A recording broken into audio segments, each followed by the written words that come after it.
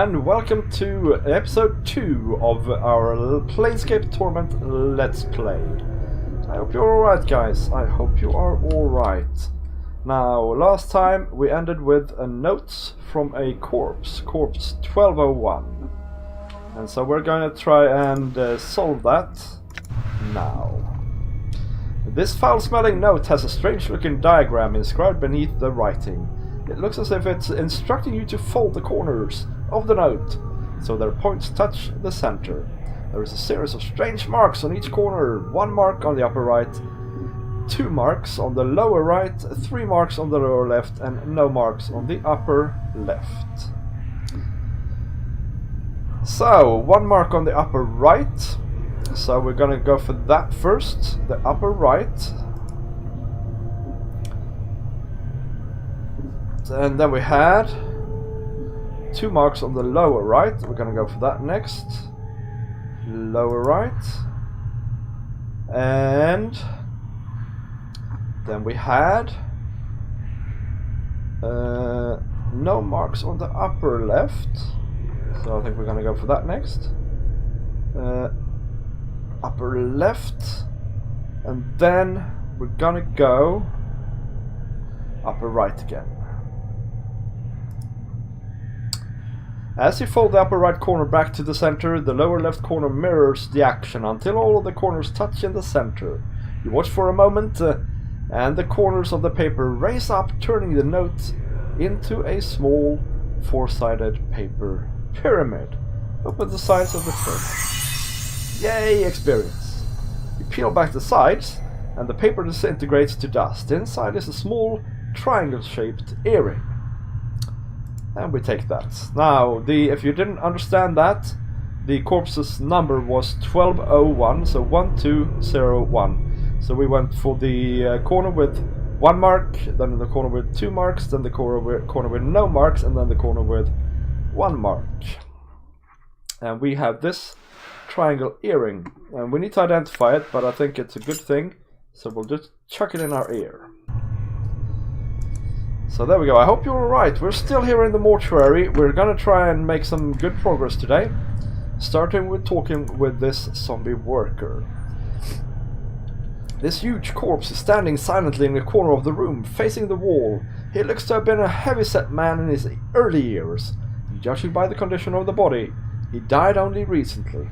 The freshly stitched number on his forehead reads 1664. This corpse looks like it's serving as a librarian, for it's carrying a huge stack of books in its arms. Examine the books. The books appear to be old mortuary ledgers, none of them of any particular interest. However, you notice a loose page folded between 2 of the books. You are suddenly struck with a feeling that someone tucked it there to hide it. So we take it. The page doesn't look like it belongs with the ledgers. It looks like it belongs in a logbook. The tear is clean, the tear even, as if with a knife. So it was probably removed on purpose. You take a moment to read through the page. It's a list of dead bodies through the brought to the mortuary and logged in the receiving room. All the entries appear to be recent arrivals. So we're gonna have a look at this note. This ragged page looks like it was cut neatly out of a book. It's written in a tight, crabbled script. 16537, 5th night, drunk, chest wound, cause of death, mauling, Abishai, collector, pox, 3 commons paid, no possessions. And then we go on here. Pharaoh frequents this. Pharaoh again, scarred shell, cause of death indeterminate, collector shock trauma. This is probably ours, our corpse, in inverted commas. And let's see, that was the 5th night.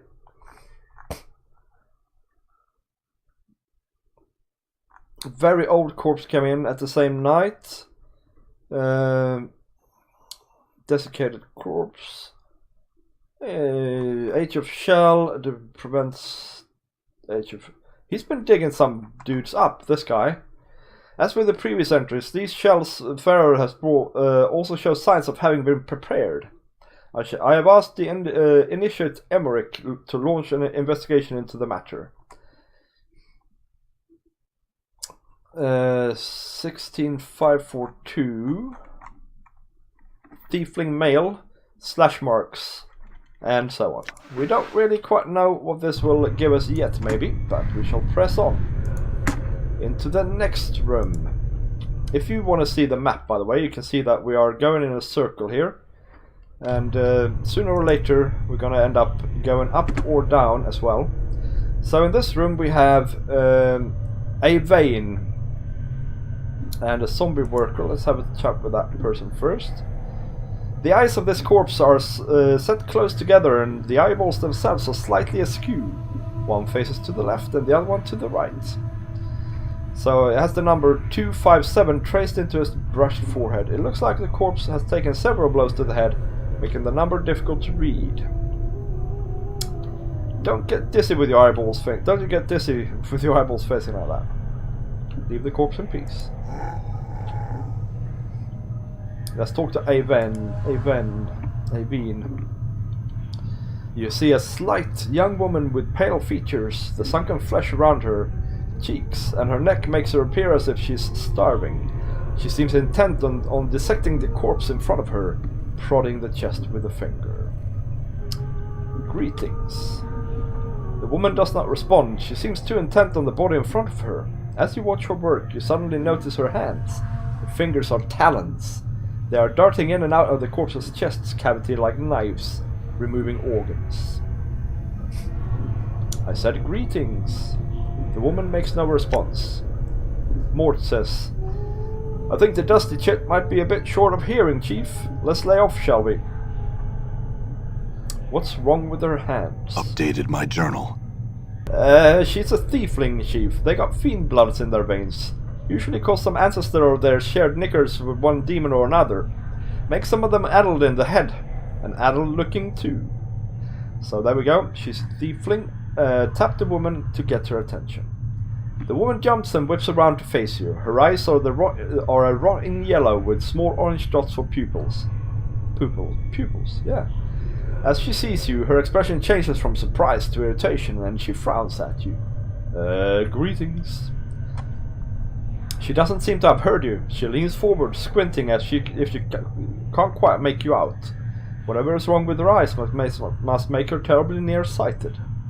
You! She clacks her talon fingers together, then makes a strange motion with her hands. Find thread! An embalming juice. Bring here to Avene. Go, go, go. Updated my journal. So there we go. We need to find needle and thread and embalming juice. She obviously thinks we're a zombie. This heavy stitched corpse is shuffling lazily back and forth between two slabs. The number 506 has been stitched on its forehead, and the side of its neck, and its right arm, in fact. The skin of its peeling corpse has been sewn up with so many stitches its skin looks like a bizarre street map. Examine the stitches. The stitches encircle the corpse, running from its arms across its chest, up its neck, and into the damp mass of white hair. As you follow the crossroads of stitches, you notice someone has jammed a needle into the corpse's forehead. The needle is attached to a thread, stitching up the side of the skull. You could probably unravel it if you had something to cut the thread. So, we can use our scalpel to do that. Experience. You slice the thread neatly with the scalpel, then pluck out the needle and pull the stitches out. As you do, the skin covering the forehead peels back to reveal the corpse's chalk-white skull, where, to your surprise, the number 78 has been chiseled. Seems you got two different designations there, corpse. The corpse stares straight ahead, oblivious. I don't think you can do anything else with this poor soul. What's it do? What's down here? So anyway, that gave us the needle and thread we need for Avene. Now all we need to do is loot some stuff.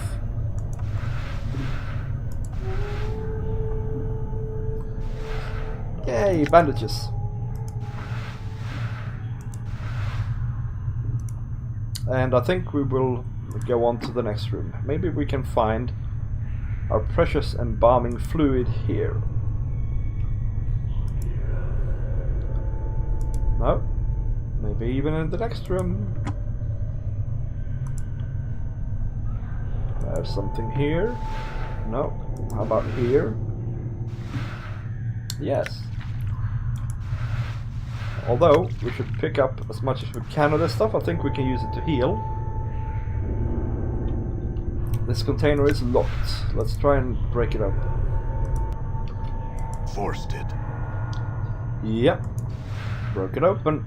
And we have an ancient copper earring and some bandage. Let's have a look at this earring.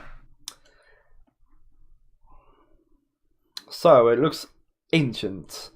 There doesn't seem to be a hook or any means of actually attaching it to your ear. A series of strange grooves have been carved out on the inside of the earring, however, which might merit a closer examination.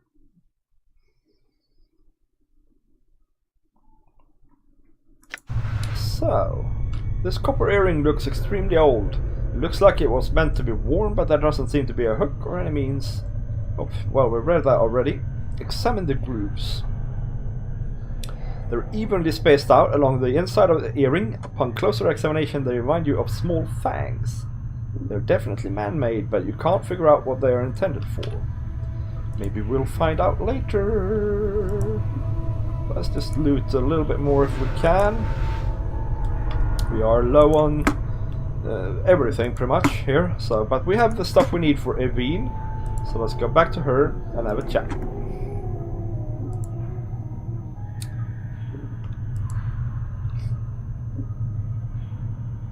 She's still dissecting the corpse's chest. Watch her, study the motions of her Updated my journal. As you study the motion of Avene's hands, you feel a prickling along your scalp, and then suddenly you find your vision swimming, blurring, until you are standing in front of a freshly slain corpse, rigor mortis making a mockery of its smile. The number 42 has been stitched onto its scalp. The zombie is lying on a slab, and you have just finished stitching up his chest. You've placed something inside, something that might prove useful if you come this way again. Keep these things safe and wait for my return. The memory of your voice is an echo, strange and hollow to your ears. You cross your arms in front of your chest, and to your surprise, and to your surprise, the corpse does too. After a moment, its hands fall back to its side, and as it does, the vision fades, until you are watching Avene's hands make their stitching motions once more. So we received our first memory, which gave us some experience and things like that. So now we tapped her to get her attention. She turns, sees you, then frowns. Damn zombies. She clacks her talon fingers together impatiently, then makes a stitching motion with her fingers.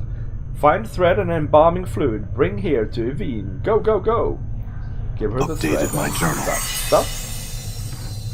Without missing a beat, Avene snaps the thread from your hands and hooks it around one of her talons, then begins sewing up the corpse's chest.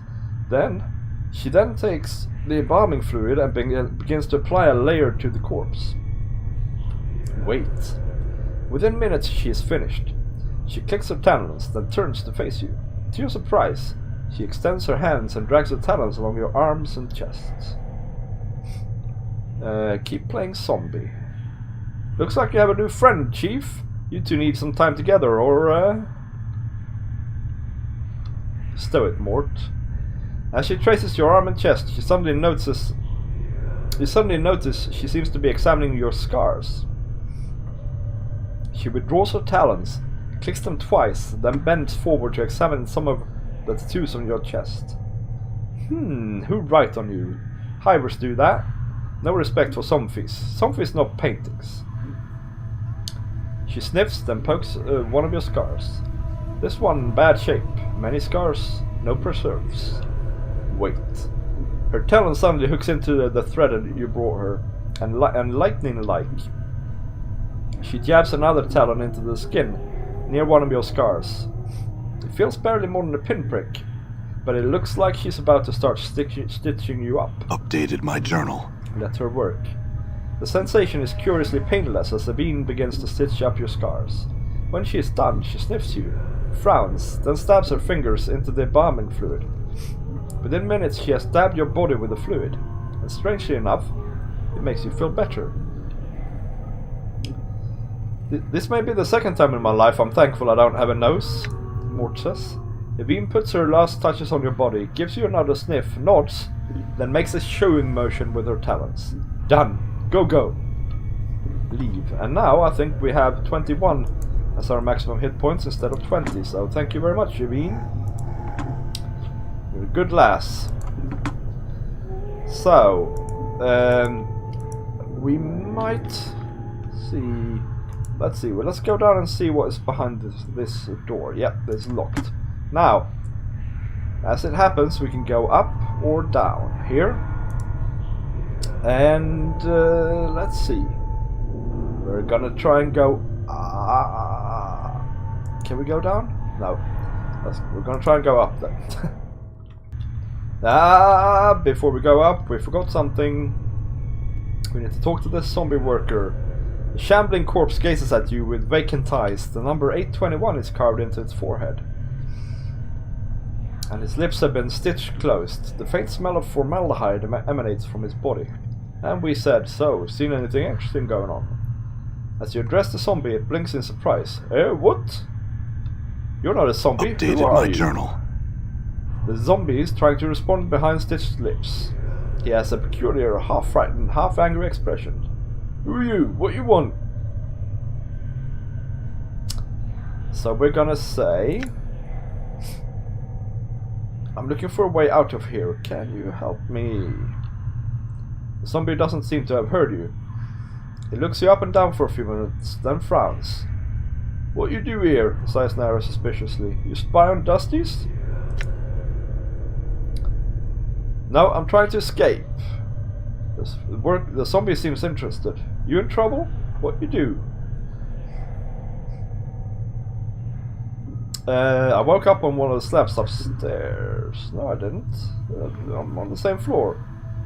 I got trapped here somehow. Can you help me? He is silent for a moment, then nods slightly. He is silent for a moment, then nods slightly, as if in understanding. Why should I help you? Well, because I need your help. The zombie gives a half sneer. Everybody needs something, and nobody gives anything. You give me something, maybe I help. What do you need? I needed to get a key for me. One iron key to the embalmer's room, that is, in normal speak. Right, where is this key? A dusty chit has it.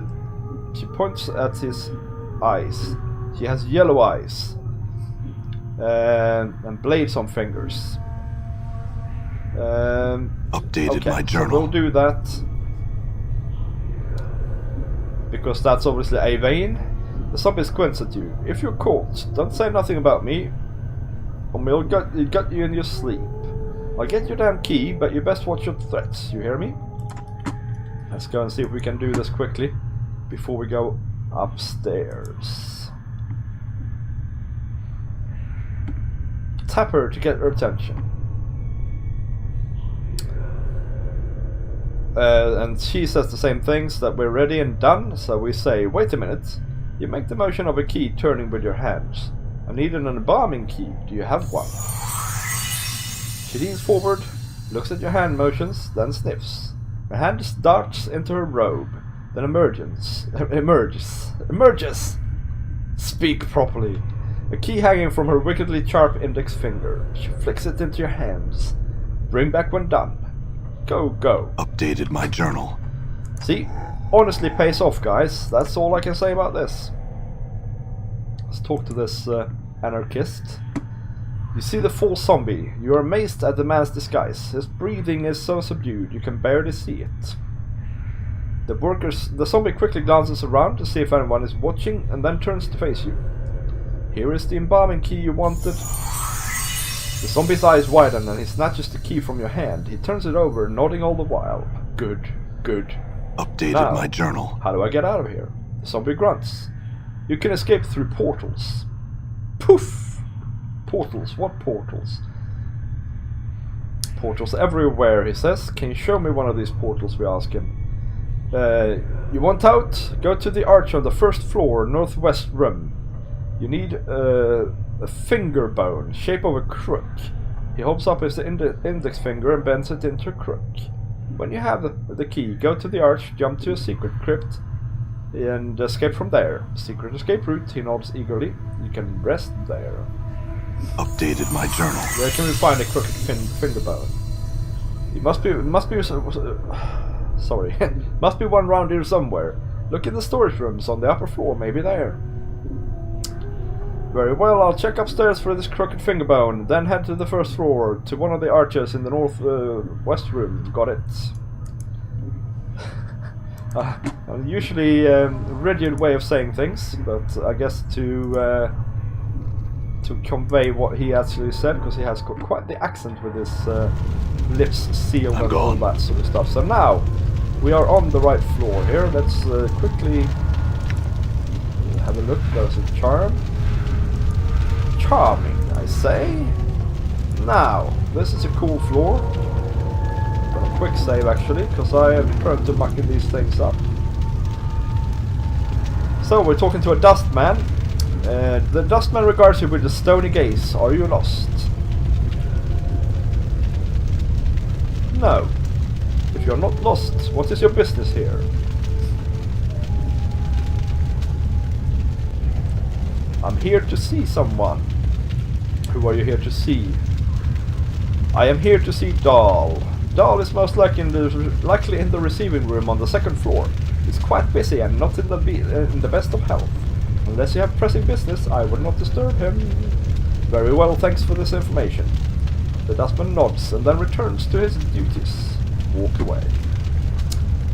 Oh, that's excellent stuff. Now let's have a chat with these skeletons here.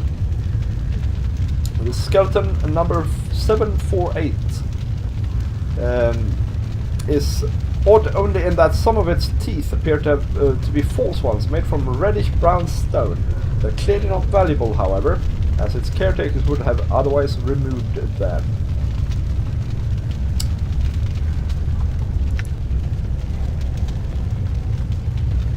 I have to ask, why the smock?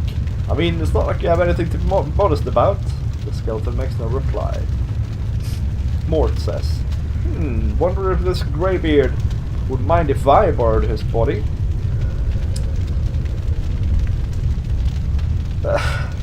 Greybeard?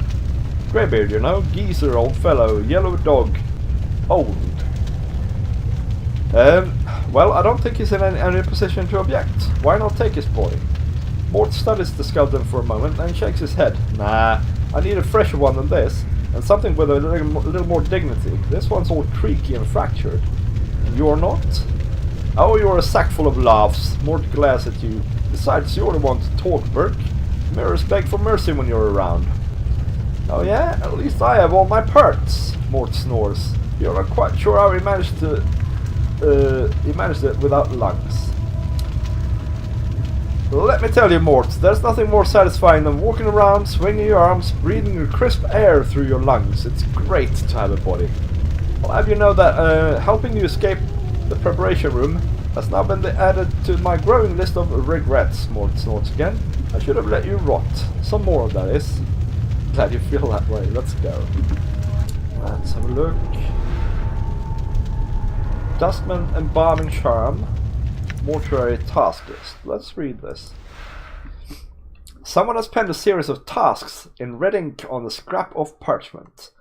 I would like the contracted workers to be inspected twice daily, at the end of each work shift when the new initiates come on duty. We have experienced too many contracted collapses while engaged in heavy labor as of late, and I fear the embalming enchantments initially used on the corpses may be decaying or may have been warped somehow. So there we go. That's a nice little find though. Let's see if we can force this. Forced it. Yeah. And here we go. Bone charm. What we need to escape. Some copper and a fly charm. Now we're not going to go escaping just yet, don't you worry, we're going to try and sort of feel our way around this place. Let's have a look at this skeleton, for instance. The skeleton has either seen a great deal of combat or has fallen down one too many staircases. Both its arms and legs have been broken and rebuilt with the aid of leather straps and thin iron rods. The front of its skull bears the number 863, but the back of the skull has caved in, forming an empty cavity. You notice that someone has taken advantage of this and tucked up a rolled piece of parchment inside the skull. Yes, please, take it. You slip the parchment out of the worker's skull, oddly enough, it looks as if the skull cavity is intended to store messages. A tiny string is attached to the parchment from a hook bolted inside the skull, as if to keep the parchment from accidentally falling out. Unhook the string, take the parchment. You unhook the string and glance over the parchment. It looks like a reminder from one of the mortuary custodians. Judging from the note, this skeleton seems to be a walking messenger of sorts. As you take a second glance at the skeleton, you realize it has stopped in front of the slab, because it can't figure out how to move past it. Right, you can't figure out... They're dumb as posts. Examine the skeleton again.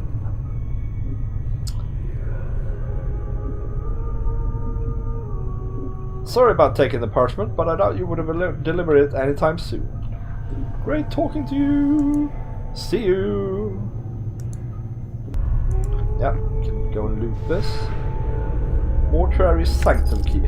We need a key and we find one. It's a bit cheesy, honestly. We'll save that room for a little bit later though. Let's go down here for now.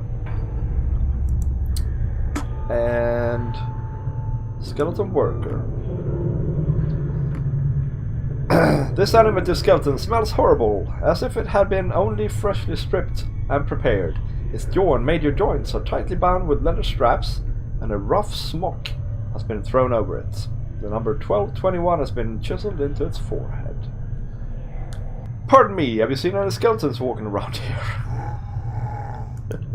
Crikey me. A corpse of a well-aged, even ancient woman. 679. Yeah, she looks alright. Let's talk to this guy quickly as well. The corpse's meaty head was so clearly severed at some point and hastily sewn back on. Several different sets of stitching, all in various states of unraveling, seems to indicate that the head is constantly being knocked back off and reattached during the course of its work. A number 79 has been cut into its temples, circumscribed by a fanged circle that appears to have been branded on its forehead. Examine the fanged circle. The fanged circle looks like it was branded on the corpse's forehead long ago, presumably before it died. It might be a religious icon of some sort, or a rite of passage. You notice that on the one of the recesses between the inner fangs has a small triangle within it, as if it has some special significance. I wonder if the space between the fangs match the grooves on this copper earring I have. Updated my journal. The corpse makes no reply. It looks like it is far too gone to answer any of your questions. Got a journal update then, let's see what that says. Found a strange fang circular symbol on the forehead of Zombie 79. Just looking at the symbol reminded me of the ancient copper earring I got from the southeast preparation room. Perhaps the two are connected. So what if we... That's the ring. Right, so we're using the ring. Insert your fingernails into the notch that matches where the triangle was pointing in the fanged circle you saw on Zombie 79's forehead. Pardon me. You hook your fingernails into the third groove from the top and press it inwards. As you do, there is a click and the top of the earring snaps open. Not only can you wear the earring now, but it also looks like there is a secret compartment inside the earring. Shake the earring, see if anything comes out. You shake the earring, but nothing comes out. Whatever was hidden in the earring is gone now. put it away. So now maybe we can see what it does. No? Okay. So nothing of interest at the current moment of time, in time even. Now we're finding the good stuff. Cloth charms, they're used to heal up. And an iron pry-bar. So we got a note there. A note written on a scrap of dry parchment. Contract the necromancer responsible for raising the contractual worker 42.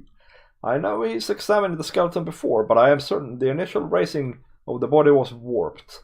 The worker still responds to commands, but when it has completed the task, it resumes pacing in the same circular pattern as it did before. Dahl recently informed me that Worker 42 exhibited the same walking pattern when it was a zombie decades ago. So, the zombie 42 is what we're looking for some stuff that we tucked away from our memory with Avene. But now apparently it has become a skeleton. There may be a soul echo in the marrow of the skeletons, or the skeleton's age may have caused the magic animating him to decay. Whatever the reason for his behavior, the matter is to be resolved and all the worker replaced. So I think we can find this worker somewhere here on this floor. And it is now then a skeleton. So let's just quickly go around and look at the skeletons around here.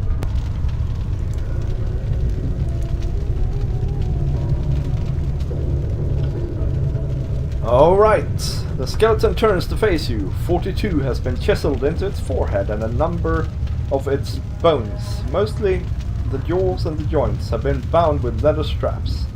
Black smock is draped over its body.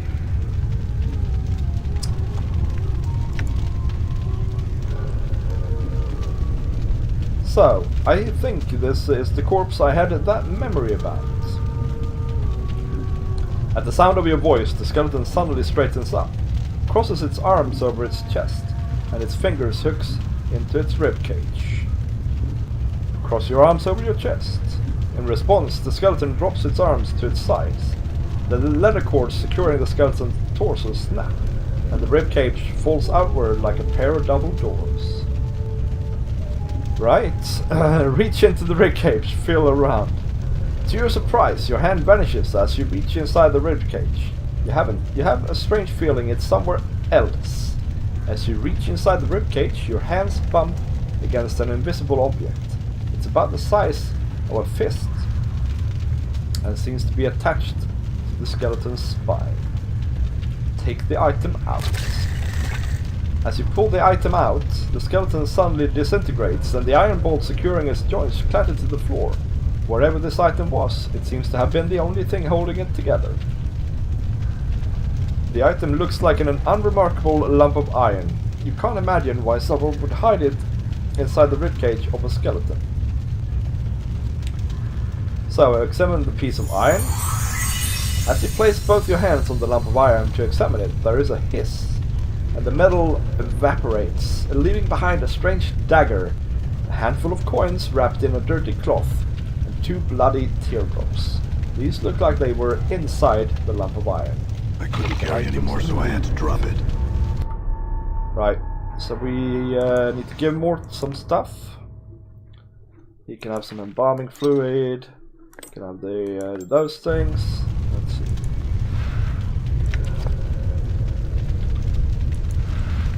So there we go. We found rags from a robe.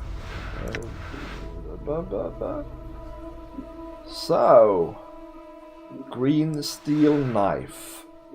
This razor-sharp knife has been forged out of the famed Batorian green steel. Found only in the wastelands of Avernus, this peculiar green ore can be tempered into metal much lighter than normal steel. In addition, the green steel weapons tend to retain their remarkably fine edge and are capable of dealing out more damage than their standard counterparts. 1 to 4 piercing damage, eh? 2 to 4 crushing. So that's in general better, but we'll equip that 2 for now. Okay, so guys, that was the 3rd floor done. for now. And now we are off to the first floor, so we're gonna go down and down again. However, guys, that's gonna have to wait until next time, because now we are done for today. I hope you liked the episode. If you did, leave a like, leave a comment, and subscribe. And we'll see you next time. Bye bye.